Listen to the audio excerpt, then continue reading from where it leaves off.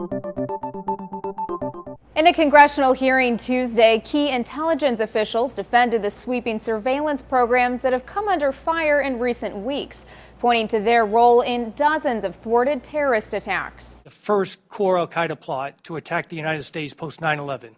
We used one of these programs. And now here we are talking about this in front of the world. Appearing before the House Intelligence Committee, NSA Director Keith Alexander claimed the programs were needed to, quote, connect the dots, and since 9/11 have disrupted more than 50 terror plots in 20 countries. A top FBI official said that included plans to bomb the New York Stock Exchange and the New York subway system. Lawmakers had already said at least a dozen terror attacks were stopped because of the programs first exposed by The Guardian and The Washington Post. But the source of the leaks, Edward Snowden, claims intelligence officials have overstated the program's usefulness in foiling terror attacks. An issue raised by one lawmaker during Tuesday's hearing, who asked whether the programs were necessary in stopping the 50 attacks.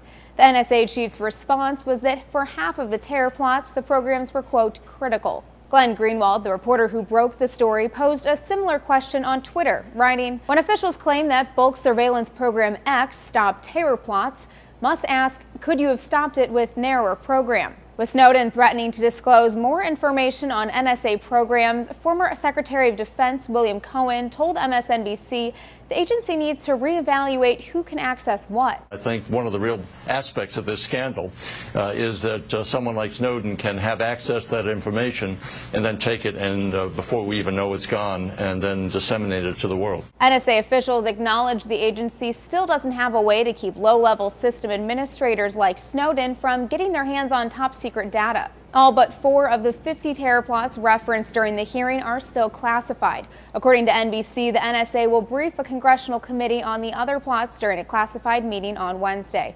For Newsy, I'm Elizabeth Hagedorn.